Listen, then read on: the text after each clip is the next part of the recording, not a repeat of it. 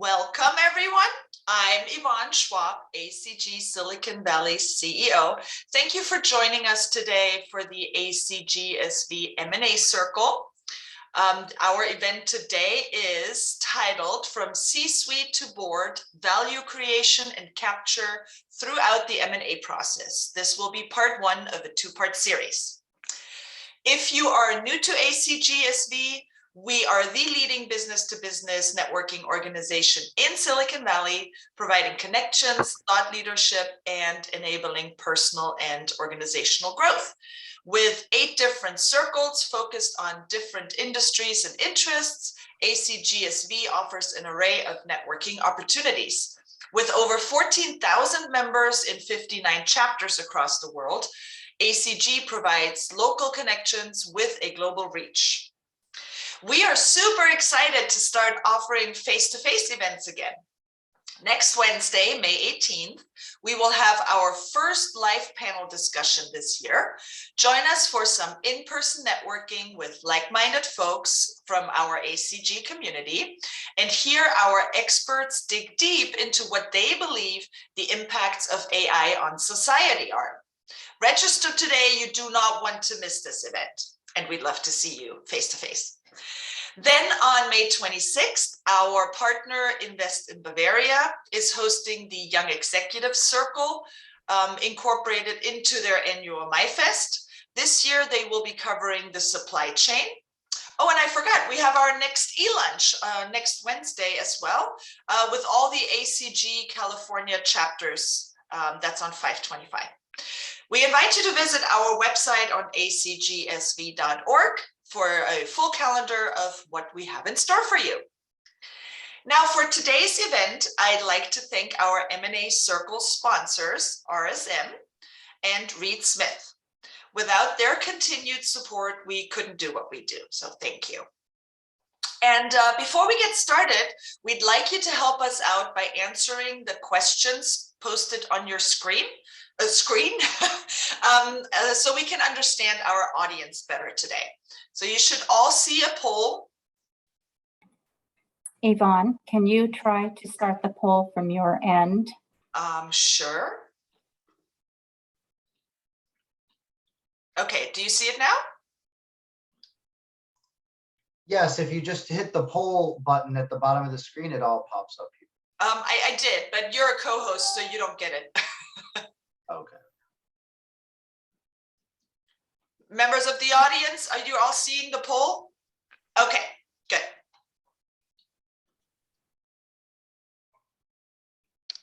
Okay, give you a few more seconds to fill that out.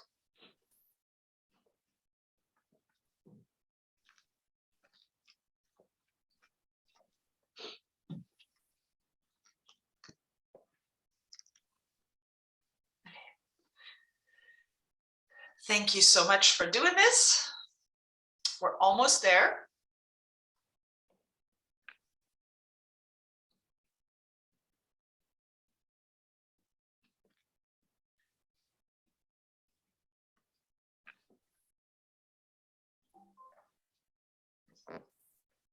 All right.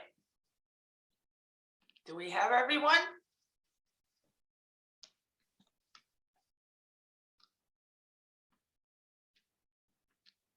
Okay. Are we good? I'll just end the poll now. All right, here we go. So you can all see the poll results. So now, without further ado, let me hand it over to Scott Barcroft, Partner Transaction Advisory Services at RSM. Scott is an experienced deals professional who partners with private equity and strategic investors to drive successful acquisitions and divestitures. Tough word.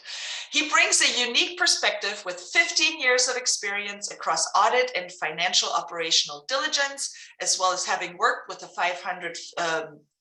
Fortune 500 business in an operational capacity for 4 years. So without further ado, Scott. Beautiful. Ron, thank you very much for the introduction. Appreciate everybody's time today. Looking forward to this presentation. I think we've got a small enough group, so if there's questions throughout, feel free to just to chime in there. Would love to answer any questions, make this as interactive as we'd like it to. So without further ado, maybe we'll just dive right in. As Yvonne mentioned, this is part one of a part two series, really focused today on unlocking incremental deal value through synergies. We'll have a second part, I believe, in August, which is all about capturing those synergies that we go ahead and identify here. So with me today, I've got a colleague, Luis Galarza, who will also be chiming in here and supporting. So we're going to run through, got a couple of good pages here. I think we'd love to make this, like I said, interactive. So anything that comes up, please do feel free to ask. Luis, you want to take us to the next page? So really quickly, I think Yvonne hit on a lot of these things. Been in the deals game, if you want to call it that, for about 15 years. Once at PwC in the financial diligence sector, as well as an operational diligence side. Spent some time in a Fortune 500 business working in a, effectively they sold what I would call dumb metal. It was fittings, flanges, and pipe, really focused on the energy business, which in Houston is a pretty predominant activity down there. And then had spent about 6 years in Germany, went over on what was supposed to be a 2-year assignment, 2 turned to 3, and then next thing you know, it was 6 years. And then I like to say I'm an aspiring professional poker player, although generally I just give my money away to whoever else is at the table. Luis, you want to jump in? Hi, everybody. Luis Galarza here. I'm a director in RSM's Transaction Advisory Services practice based out of Miami. I've been for over 10 years supporting private equity and corporate clients with value creation and operational due diligence initiatives. I've worked across the big four in private equity and investment banking, but in my prior life, I was an engineer, logistician for 6 years at a large prime government contractor. I'd say a lot of my deal experience is obviously US based, but I have had the fortune of running some LATAM work streams and creating value outside of our borders as well. And on my personal life, I'm getting big into body flight and wind tunnels. It's something my kid likes, and I grow more and more fascinated with learning how to dominate the wind and hope one day to fly around like a superhero inside one of those wind tunnels. So, life goals at the moment. Back to you, Scott. Super. All right, why don't we just jump right in? To the next page. So I'm sure everybody on the call has kind of been aware. Go back one. There we go. Deal activity continues to remain strong. So when I think about where we've come since the end of the financial crisis around 2008, 2009, we saw deal activity go almost to zero. So I was actually in Germany at that time, and we were exceptionally busy. And then the next day we weren't. And I don't think we did a single deal for almost 3 months. It became that dire of a situation. But since that time, obviously, the volumes have continued to climb, as have deal values. So we've really been on just a tear since 2008, 2009. And when we hit 2021, I'd say the last calendar year has been the busiest deal activity I've ever seen personally in my life. It's been absolutely phenomenal. And when people ask what it is, sure, there was some pent-up demand from COVID. You saw a little bit of a downturn in 2020, but it was about a 6-week downturn, not a 6-month downturn. So really what you saw is massive amounts of dry powder out in the market from the PE side, the continued low interest rate environment. And then there was a lot of the Build Back Better plan and some of the tax implications that were in that really drove a lot of uncertainty, and people pushed to get deals done in 2021. I think looking into 2022, we saw a bit of a slowdown as I think people took a breather because they were just exhausted. But that has stopped, and it is back to kind of record volumes again. And when we think about what this activity has done, it's really driven up the valuations. Across all of the deals that we've done, we keep seeing higher and higher purchase price. And the multiples now, 7.5 or so on revenue, on businesses with revenue less than $250 million. So significant amounts of money flowing into the middle market and at significant multiples. Head to the next page, Luis. So where does this kind of all play out? And, you know, a little pun on the Star Wars, you know, never underestimate the power of synergies was kind of our lead in here. So what we've seen with all of this ramp up of deal activities is Synergies becoming a much more ingrained component of, I'm not going to call them smaller deals, but outside of the mega deals. So I think we're all familiar with those items where you would see Big Co is buying Big Co. And as a result of that, they expect hundreds of millions or billions of dollars in cost savings and synergies. That has now started to trickle down a little bit into the more middle market transactions. So as I was talking to Luis with the Formula One race in Miami, there's a bit of that trickle down effect where people pour millions and millions or hundreds of millions of dollars into Formula One teams, and that trickles down into Toyota Corollas, the technology. You're starting to see that in deals. We have clients who are executing what I would call middle market or even lower middle market deals, and those synergies are finding a place in those theses. So they're really looking at, how do I best optimize this deal and how do I truly create value? So folks are recognizing this and doing this pre-close. A lot of that work we saw months or even years after an acquisition. These are now being considered as part of the actual diligence process. And a really heavy focus too on the private equity side with their buy and build strategies. So as they go out and acquire a platform and then build upon those, that synergy is a key piece of that deal thesis, almost critical to it. And it's generally the single largest adjustment that we're seeing in the quality of earnings analyses. And where they're getting success is with the banks. So historically, banks were a little loath to finance off of synergized EBITDA. They're now coming around to, if the synergy is real, it's realizable, it's been well analyzed, it's well vetted, and there's a solid business case behind it. And then most importantly, it's something that can be recognized within 12 months. That's usually the short time frame they're looking at. They're willing to give that consideration and potentially provide incremental leverage on these deals. So it gives PEs a bit more dry powder to go out and make more acquisitions and continue that buy and build strategy. So these synergies, when I say they arise in a lot of different areas, our chart on the left here, or sorry, on the right, is something Luis will dive into. But we see these across a lot of different areas, but really around headcount. And you just got to keep in mind, these synergies can be a substantial percentage of the EBITDA that we're talking about. We've got a couple of case studies in the back where you'll see we're not talking 1% and 2%, but you're starting to get into double digits of the amount of EBITDA. And these start to make the difference between that value accretive and value destructive deal. Yeah, no, great. Thanks for that, Scott. So just to build on what you're saying here, on the right-hand side, essentially, there's an important lesson here, which is that all synergies are not the same. This box chart here is a summary of our pre-deal synergies. These are ones that had no execution risk, were essentially attainable at day one or shortly thereafter, and which clients were able to take to actually underwrite deals on. So that's not to say that this is the extent of all synergies. It's just this is a subset of pre-deal synergies that we're looking at here on this side of the screen. I'll say that headcount seems to be the largest part of the synergies that we've discovered. I realize that's not a surprise to many people, but I'll also say that most of those came from our corporate deals, as this is an aggregated view and isn't necessarily splitting PE versus corporate. So in corporate, it's more common that within the deal perimeter, you'll have certain leadership and management, versus on the PE side, we're seeing more and more that when you're doing a quality of earnings, you're just ring fencing the business. And many times the leadership or management headcount isn't even on the table for you to remove as a synergy.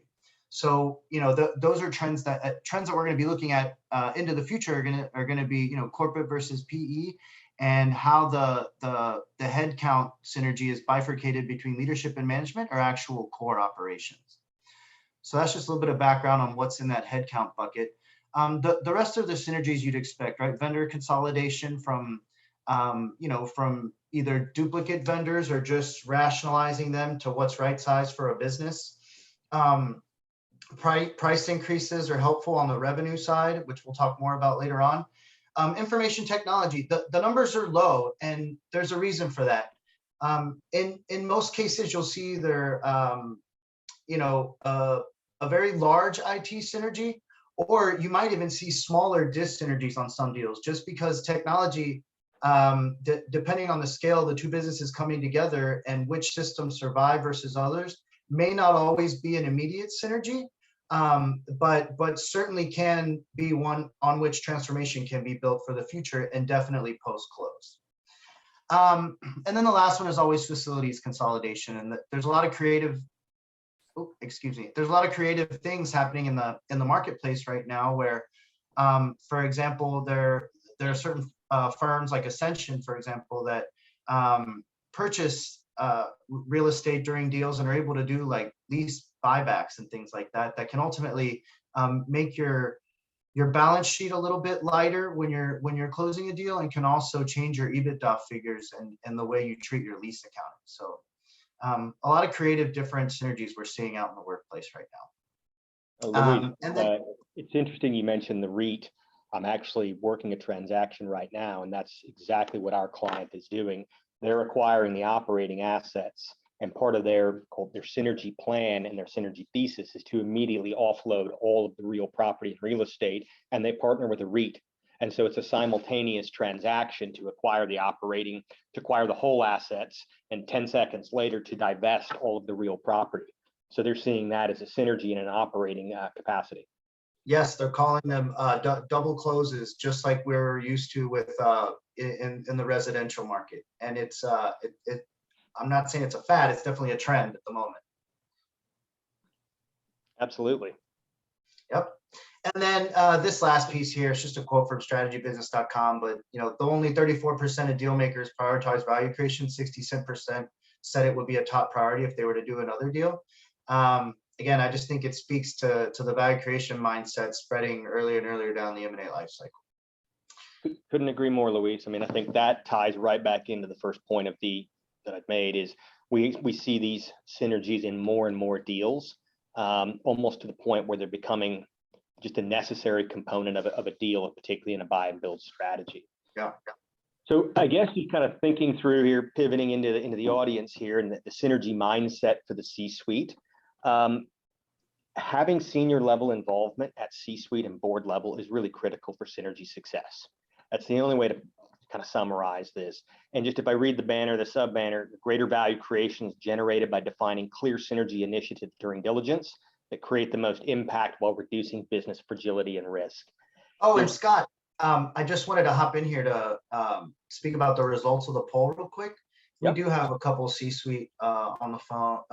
On the call, as well as some executive management. So, yeah. So there's definitely some relevance here for this one. Speak right to that then. So it's, as I said, is thinking these clear strategies during the diligence phase and thinking through those synergy initiatives really is critical. And there's a couple kind of important questions that we often work through with clients as they think through what are we doing with these synergies. And one really is the M&A strategy.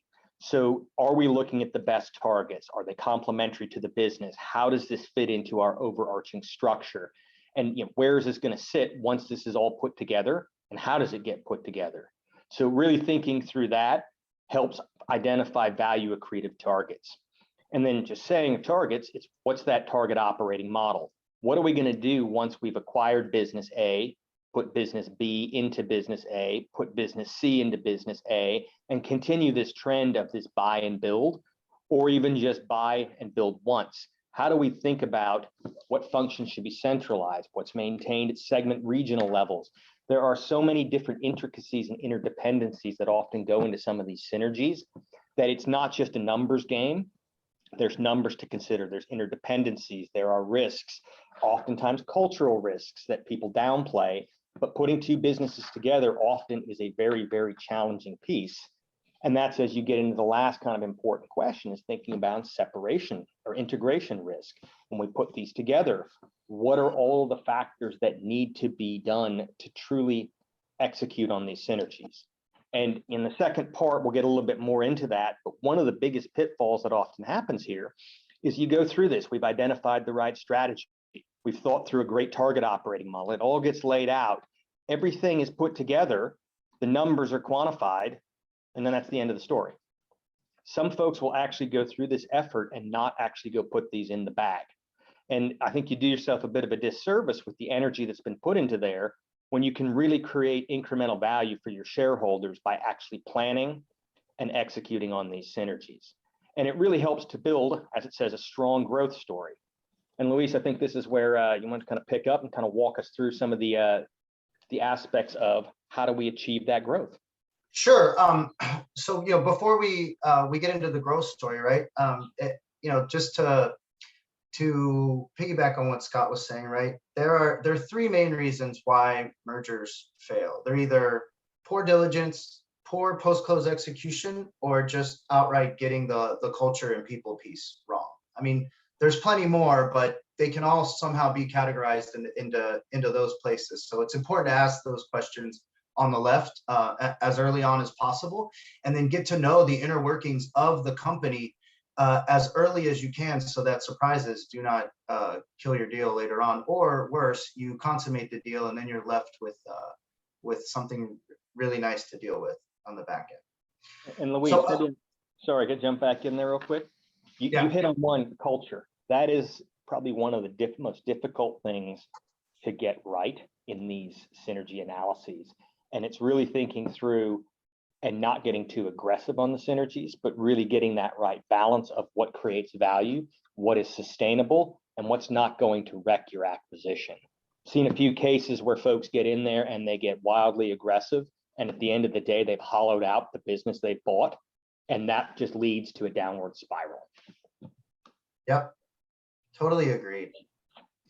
So let's talk about building a strong growth story, right? In a market where the only way you can justify paying outrageous multiples for businesses is having a good growth story, you need to make sure you have strong conviction in that growth story, right? And part of that is having a whole growth story, which is not just looking at the one piece of the investment thesis you thought made this all worth it, but actually, popping the hood and looking inside the actual deal to make sure that you're able to uncover and identify all the potential synergies, right? So if we look at this wheel here, we'll start here on the left and work ourselves this way. You identify the opportunities by basically breaking down the business, right? How do you get to know the inner workings? You divide it up into functions. You look at the business support functions, core, business and operations, research and development, sales and marketing, right? And then how can you rationalize these? How would they fit into the surviving company? And we'll talk around potential areas in each function that you could look through, as well as what we most commonly see in further slides, right? As far as revenue enhancement, right? Can you cross-sell to existing users? Will you retain separate or combined channels? Have you thought about your go-to-market strategy? I mean, you need to think obsessively about your customers. Basically, what's in it for them? How has your offering improved as a result of this transaction? Do you have the ability to bundle? What changes should you make to pricing? These are all things that should change, and rightfully so, during this transformative period to help move your business forward, not just by cutting costs, but also absorbing your revenue generation and enhancing it for the future. And then we also want to talk about the capital efficiencies, right? Like that's another source of value. So you optimize your working capital and your operating assets. And I guess the most recent example I have of that is what we talked about with the real estate, right? Like, are there ways for you to take on assets or not take them on, and find ways to get greater return on that invested capital? So it's important to identify that not only do you need to be doing these early on in the diligence process, but whatever you don't capture during diligence, you should be doing continuously post-close, so that you're always extracting this value from your business. Anything to add there, Scott? No, I think that hits it on the head. It's just there's definitely areas to focus on. There's costs, some revenue enhancements, and capital efficiencies. Those are kind of the three overarching buckets of where we see synergies. And if I do break that down, I'd probably even put that in that order. For the most part, these come out of costs. Occasionally, we see revenue opportunities, although they're a little harder to, for lack of better terms, prove. And I think folks get a little more squishy. And then the capital efficiencies are areas where folks often neglect those, but there are definitely opportunities to enhance that balance sheet profile post-close. Awesome. Very helpful. So here, we don't want to take a lot of time here walking through these unless, maybe there's someone who has a question and would like us to deep dive into one of these. I mean, we certainly are, although we have, industry expertise where, we like to dive deep into every one of these functions on every deal. So, to the extent there are any questions, we'd be happy to answer them. But meanwhile, I'll just give a quick overview of these areas, right? Not so much talk about the common synergies we find, but just like how we categorize them, right? So I guess we could start here. Sales and marketing, again, we talked about, right? Customer obsession, going to market effectively, your sales force, your marketing funnels. Are you making sure that none of those are duplicative? Are you spending your dollars the best you can in order to continue to grow revenue, right? And those are your sales and marketing functions. So that's the revenue generation piece, right? Finance, legal, IT, human resources, those are the enabling business functions, right? These are what keep the lights on. I would say these are table stakes synergies, right? When you have redundancies in these shared service areas or in these back office areas, they're quickly identifiable, and they're where I think a couple of years ago, the majority of our focus was because they're really the ones that are low hanging fruit and easier to collect. Now the IT ones are especially difficult to implement, but they're easy as far as identification. Core business operations, right? Supply chain, procurement, depending on what type of business you're in, this operations could mean a million different things, right? And then your facilities, which is everything from where you conduct business to, data centers and things like that, right? I mean, right now we're seeing a huge push around sustainability, and people are thinking about how can they get rid of their data centers and go to the cloud, because they know that where they're getting on the cloud, their net emissions and whatnot, right? And lastly, we'll move to the research and development piece, right? This is important. Are things being capitalized properly? Are you thinking about each initiative appropriately? What other technology is there that's going to drive your business for the future? And are you investing in your core business, or are you distracted? So these are a lot of things that you can look into to continue to build your equity story. So we have a couple key opportunities, right? That even though they can be wide ranging, that Scott's going to go over. But any questions here from the group? All right, anything you'd like to add, Scott? Yeah, I think that this is great. So if I think about the way that synergies are typically approached, we have this wheel, we have all these functions. It is very much a cross-functional level of analysis. So it's never just focused in on HR or facilities. We try and look and say, where are the opportunities across these functions, or hypotheses even, is the way we'll often build this, is say, what are the hypotheses? And then can we turn those hypotheses into something a bit more concrete, which may be an opportunity? And can you turn the opportunity ultimately into an actual initiative that is a bankable synergy? So it's great to look across all of these different functions and assess what may be there. And then, Luis, if we flip to the next page. Oh yeah, and Scott, I also want to add here, you have just while you're going through these examples, let's think through the lens of 3 TMT people we have on the phone, a life sciences person, and someone in financial institution.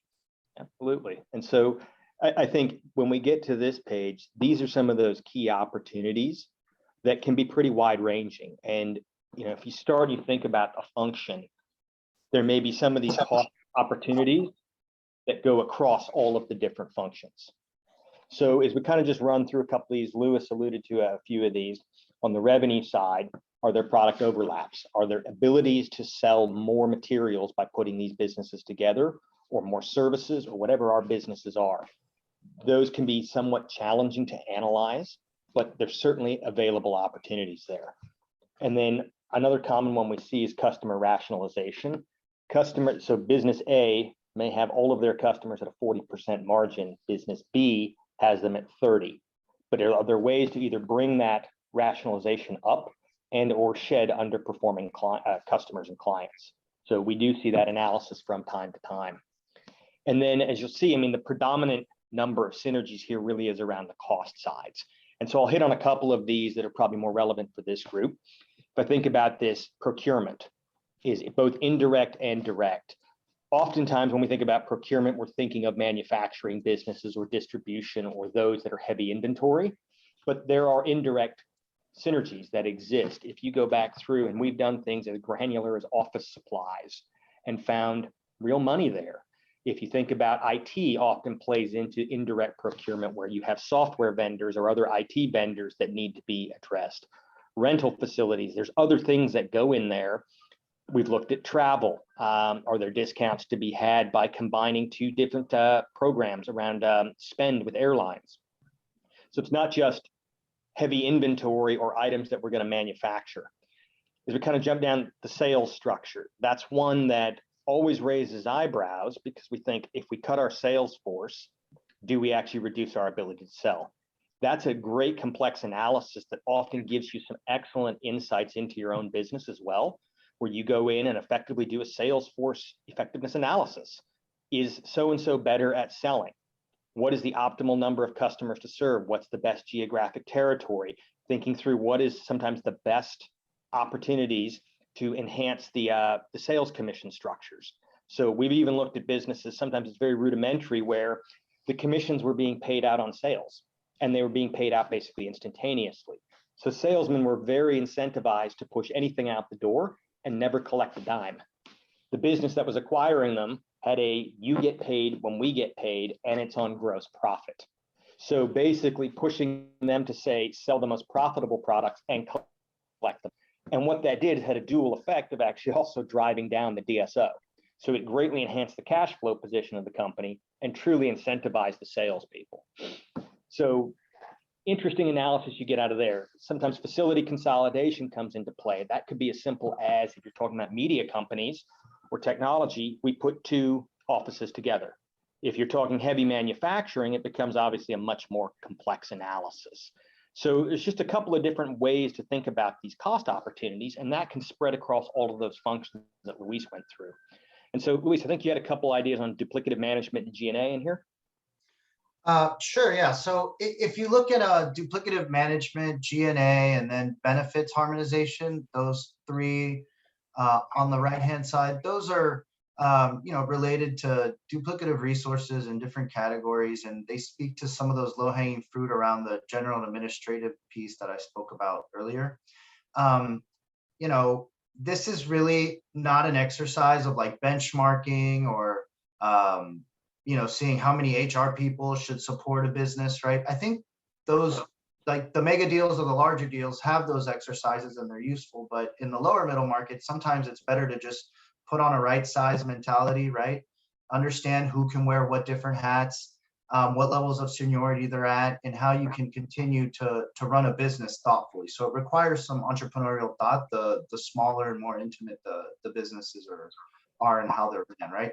But inevitably, when there are reductions, you'll find that along with them, the other spend that fully burden them around benefits and other things will change too. And when you're uniting two workforces, you can't have someone with marquee benefits and someone barely getting by. So there's a lot of rationalization and harmonization to make things fair that need to take place with headcount reductions, especially if it's complicated as maybe a union or something like that. You would definitely be wise to seek advice.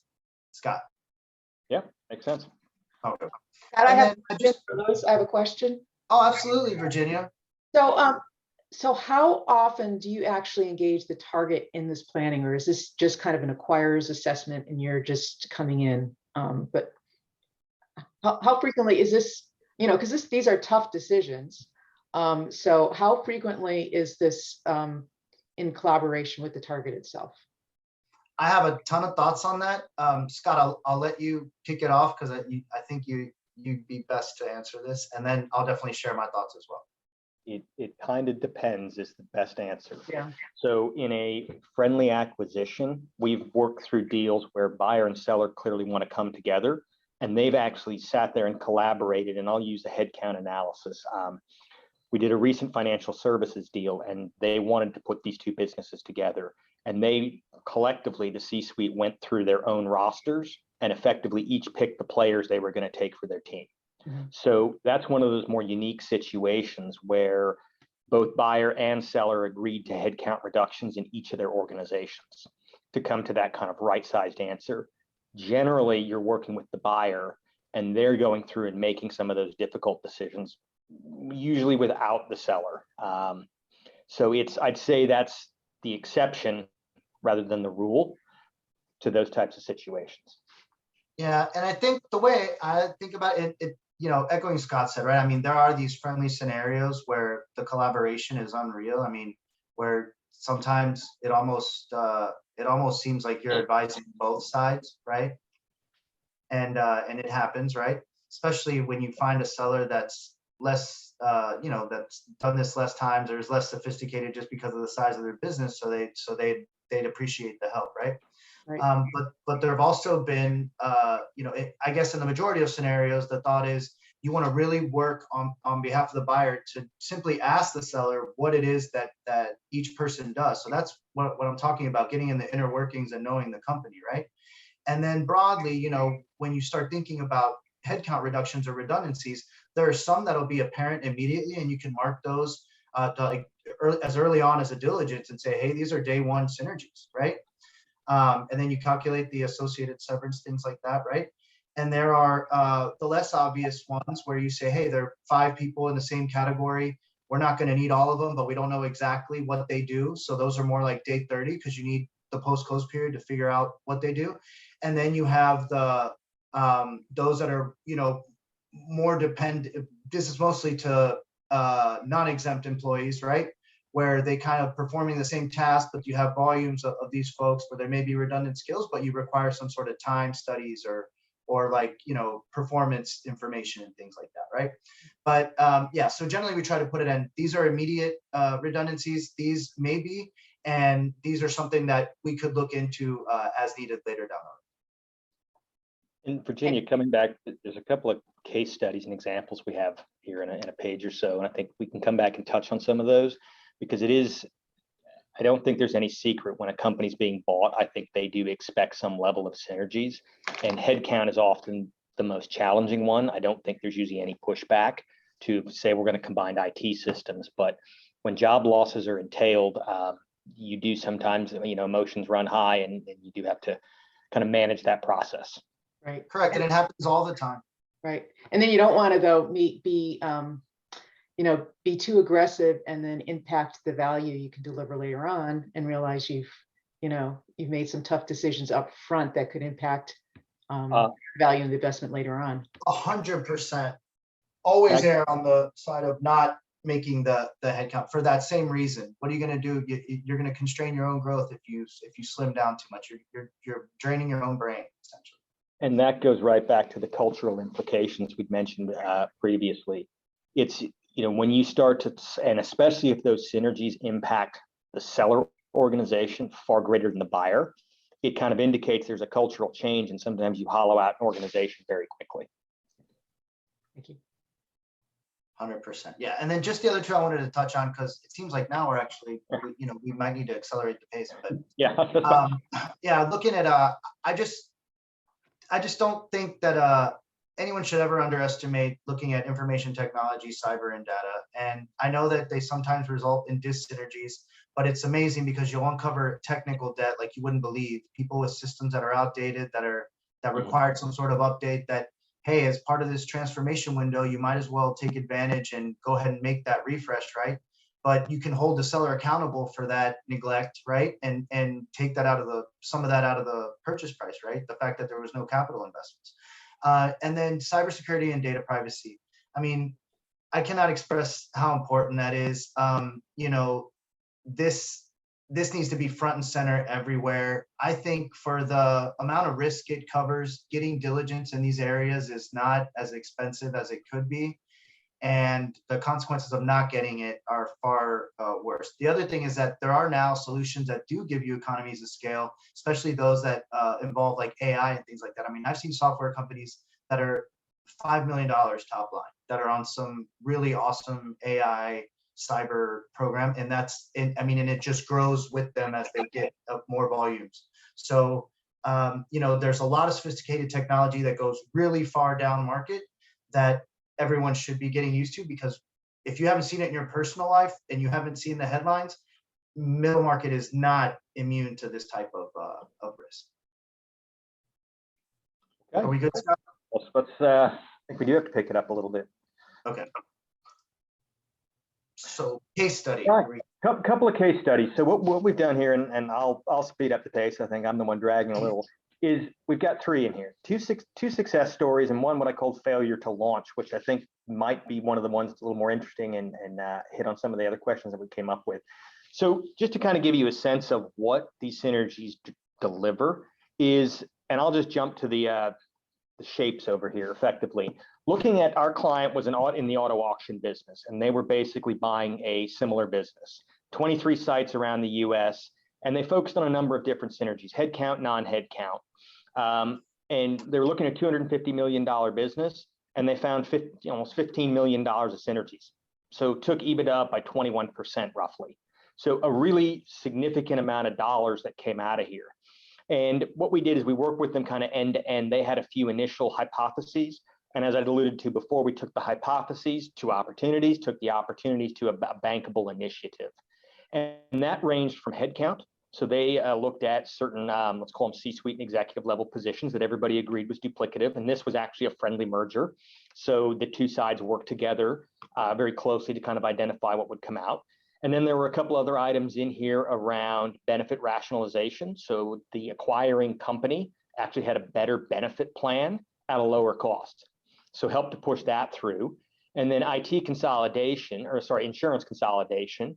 What they did is looked at the 2 risk profiles of the business, and basically by creating a bigger risk pool, they were able to drive down their own insurance costs. So that was another piece. And then lastly, the other 2 were IT alignment. So same situation, one was on platform A, one's on platform B, put them all on platform A, cheaper license costs per head, able to drive out costs there. And then lastly, they simply cut one corporate headquarters. They did not need to. So a number of things kind of going back to that first graphic that we saw. This particular case study hit on almost all of those individual areas. And like I say, put 21% more EBITDA in the bank. Are you looking at like this one, Scott, or this one? Go back one more. There you go. So this one actually hit headcount rationalization. There was some vendor consolidation in there through the IT. Obviously, then the IT platforms coming together. I should say vendor consolidation was probably more along the lines of insurance. So it really touched on almost all of the items in that particular graphic on this one deal. So very successful. You know, the buyers and sellers really kind of collaborated on this. There was a ton of detail and information that was provided through the whole process. And the buyer went in with eyes open and really well prepared and ready to go on this one. So Luis, I think that takes it. You have another good success story for us. Sure. This one's a corporate deal, not private equity backed or anything. A family business that was looking to acquire a division of a public company. So just to give everyone a little bit of background, right? This my client, the corporate CEO, founder of this company, right? He had a workforce that he was carrying on PPP loans, right? You know, so it was, imagine real estate during the COVID era, right? I mean, this business was dedicated to preserving, maintaining, and protecting properties, mostly residential, that were foreclosed or you know, distressed in some way. And there was a ton of that in early and late 2020. And essentially, if they weren't protecting them, then they were low on business, which they were for a while because there was this eviction moratorium in place, right? But they knew that at some point, after carrying all their employees on PPP loans, to your point, Virginia, they didn't want to just let everyone go. And then one day when the moratorium was lifted, which we all knew was going to happen at some point, they wouldn't be able to handle the volumes that they had predicted. So that's just kind of that's where my client was when they went to go buy this business. So to say like that they were already sort of distressed themselves, right? Now the seller was basically using their shared services department, so really with their left hand, not even any real dedicated people, right, to managing this group that they had. And they're a much larger real estate company, but they had a division that did the same thing that my client did, that basically were the field service people that went out, board up properties, you know, make sure that they get all the paperwork in with the city and whatnot to hire the contractors necessary, you know, things like that to preserve and maintain a property. Now, where we found a lot of long-term growth for our client was essentially we were able to purchase the entire portfolio from this carved out entity, but they didn't want to give away any of their workers because they were part of a shared service group that was doing what the company was already doing, right, in their core business. So essentially, our client was like, "Well, that's great because I already have more employees that I can carry, and I'm carrying on PPP loans, and all I really wanted was your client book, right, the customer base, so that I could funnel it into my plumbing and machine, and run my business as usual, which is low on volume." The other beauty of the deal is that the seller, it was its own biggest customer by 70% of the business. So all that business was also guaranteed and coming with the deal. So there was a lot of revenue enhancement. There was a lot of synergies in regards to what was in the business because none of the technology was coming over. All the surviving systems were with our actual client. So all that, the reason this was really important though, in general, was because of the way we structured the transaction. So these synergies have been identified, but they didn't know if they were going to go for them pre or post close. They ultimately went for them pre-close because we were able to increase their financeable EBITDA by 5.6 million, which was a 50% increase over the EBITDA that was found in their original quality of earnings. So this just goes to show how you can increase the power of leverage when you do need it by calculating your synergies up front. Not to mention, I mean, that company, the corporate client added 60 million in revenue for not nearly as much cost. So this is a success story, unlike few that I've seen in my career, of how you can take a corporate carve out from a publicly listed company and have a corporate family owned business double in size. So I know I got really long there. Any questions around this before we go into the failure to launch? Let's hammer through. We got Right. 10 minutes. So failure to launch. We actually supported a client recently on a deal that they killed themselves, but the challenge around this one was the synergies. They came in with this and said there's an estimated synergy of 2.2 million. So coming back a little bit, they were in the industrials space, buying and selling certain materials and doing repairs on some of this industrial equipment. And they effectively wanted to add geographic scale. I believe it was actually down in Florida. They came up with some initial hypotheses around what these were. And I said it's 2.2 million. And when we got into the detail with them, we said, what is behind this 2.2? And the CFO said, I think it's about right. And that was what we were left with there. There was very little beyond, we think it's 2% in procurement. We think it's maybe 10 heads across the business, and we'll probably consolidate some IT platforms. And as we pushed and pushed to get further information, we found that there was nothing there. It was just kind of pie in the sky that they had cooked up to think about how to sweeten the deal a little bit and basically get board approval to go and what was probably ultimately a vanity project for them. So that was where we were left, and we just pushed back again and again and said, we need detail.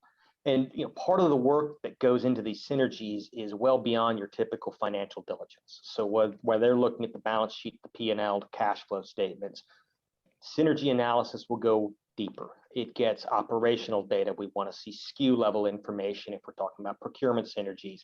We want to see census files if we're talking about headcount. It just goes one level deeper, sometimes two, sometimes three. And so what we ended up with here is both the buyer and the seller were unable to provide sufficient procurement data, which was really the biggest piece of the 2.2. And so some of the lessons that were learned, and we kind of left these with the client, was one, you need a sound methodology and approach. That's what sets the framework for these synergies. So it can't be, I think it's a 2% procurement savings. If it's 2%, can you go back and say in our last 5 acquisitions, we can demonstrate between a 2 and 7% procurement savings across key materials. We've taken out 200 heads, which represented 2% of the workforce, so on and so forth, and give you that basis. But they didn't have that.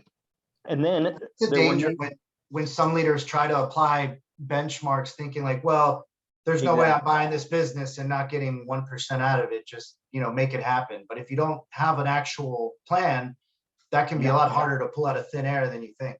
Correct. And then once you've set a framework, it's coming up with the right detailed assumptions. And there were almost no assumptions in this case. So you couldn't even go in and say, the analysis is focused on categories A, B, and C and functions 1, 2, and 3. Nothing. So this was pie in the sky. And then you come back to this third point, detailed buyer and seller data. Both parties have to be able to provide sufficient information. So all these synergy analyses, you generally have to look at both buyer and seller. Can the buyer truly absorb some of the positions that you intend to eliminate? So it's an interesting challenge here that you have to think through. Do I have sufficient data to actually prove out these synergies? And then just never underestimate the amount of work that's necessary. So these guys just had no idea that when they talked about procurement synergies that we'd have to get down to a SKU level. So it was an interesting challenge, and ultimately they couldn't get comfortable with the price. And so the deal actually died. But a piece of that was they realized the synergies were never going to happen. So we want to jump to the next page, Luis? I think we got a couple of minutes here. I'll try and hammer through a few things. So I think we've kind of touched on this. Executive and board level involvement is key to success.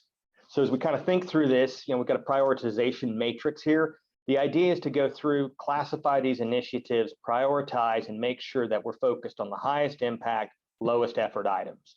And so you'll see in that top right corner, headcount.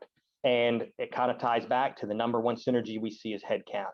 That's usually the easiest approach and the easiest thing to put in the bag.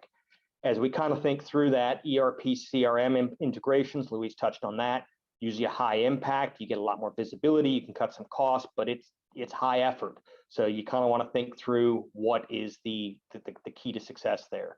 So just quickly, the guidance for survival here, prioritize those synergies, ensure development of delivery roadmaps. It's key if you want to put these in the bag, and that's what's going to help drive realization, create shareholder value. So Luis, let's jump to the next page because I'm going to leave a few minutes. We have a couple of frequently asked questions and thought we'd kind of answer a few of the things that we often are asked. So is there a rule of thumb or benchmark for expected synergies? And the answer is no, it depends.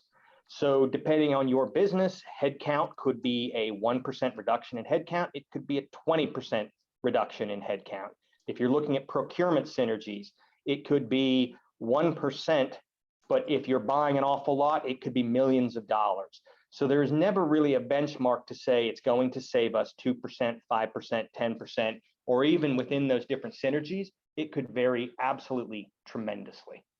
These are bespoke initiatives in an ever complex world. There is no benchmark. So I'll pop into this next one. Should I analyze potential synergies pre or post close? Look, this whole session was about pre-close, if that wasn't evidently clear. And we believe that they're most important regardless, most important for purposes of financing. I mean, it can entirely change your cap table, your cap structure, everything, just by nature of getting credit for these synergies early on for your financing. So they're great for leverage. And post-close, also, I mean, the earlier you do the synergy, the less opportunity cost you have by waiting to implement them after you close the business. So there's always a case for looking under the hood as early as possible. So next one, are there significant one-time costs to achieve the synergies, and how much are these? Regularly kind of tying into that first question, the answer is going to be, it depends. So if I look at a procurement synergy, there may be literally almost no cost to achieve that synergy. It's just a bit of time and effort internally to align vendors, negotiate with those vendors, and then achieve those price savings. If I pivot to something like the most common synergy we saw, we come back to that headcount rationalization. Yes, there's a cost to that. There's usually severance packages. There are costs to exit people. There are costs to cross-train and bring up those folks who are going to absorb those job duties. How much are those? Again, they vary. But here there is a rule of thumb that I've kind of put in my back pocket. It's 1 for 1. If there's 10 million of synergies, there may be 10 million of one-time costs, but you got to think it's one-time costs and the synergies are in perpetuity. Got it. Aren't most synergies simple to identify and achieve? I mean, the answer to that is definitely no, not at all. You can identify them, but can you document them? Do you know them? Can you build initiatives around them to the point where you can get them financed early on and then executed by nature of having planned throughout the transition, that is entirely up to the C-suite, the board, and those executive level people driving change at the company. If you do not drive change, you will not see any benefit, period. All right, then I'll finish up. When can I expect to start seeing results from my synergies? I get the, it depends. So these synergy initiatives, what we always do is try and work with our clients to bucket these things out. There are synergies that arise at day one. So I put two workforces together. I expect there's going to be some headcount rationalizations at or immediately after close. There are other things like an ERP. It could take 2 years to put those two systems together. If I have a facility consolidation, I'm combining two headquarters, I could do that in 30 days. Am I combining two massive manufacturing facilities producing a life science product? That could take 2 years. So really depends on where we're at, but we like to categorize those at day one, say within months, and then within a year, and then everything post 1 year. That's generally Yes, some are as simple as subscriptions you can turn off, right? exactly. Others aren't, right? So kind of a couple questions that we often answer. I don't know if there's anything else from the group. We've got a couple minutes and happy to jump in here. Go, Virginia. See, you're off mute. Yeah, okay. So I know you talked about 1 year or 2 years of measuring your synergies, but how, I mean, the diligence to stay focused to measure long-term is what I see people get distracted, right? And they Completely. do other things. So, so how long do you measure your synergies? And I mean, is there a practice of, you know, staying on track to do that?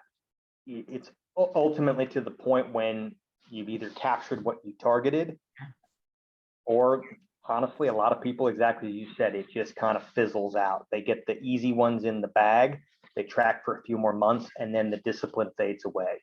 But if you're talking about a transformational synergy, you've got to see that all the way through the end.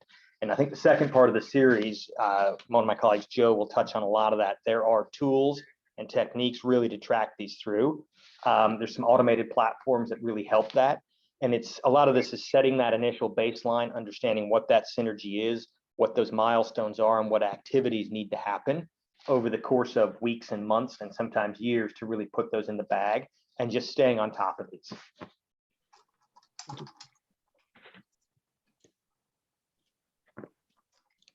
Okay.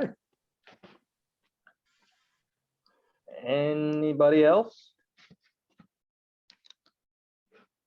We had a couple of folks drop. We're at the top of the hour approaching. So anyway, thank you everyone.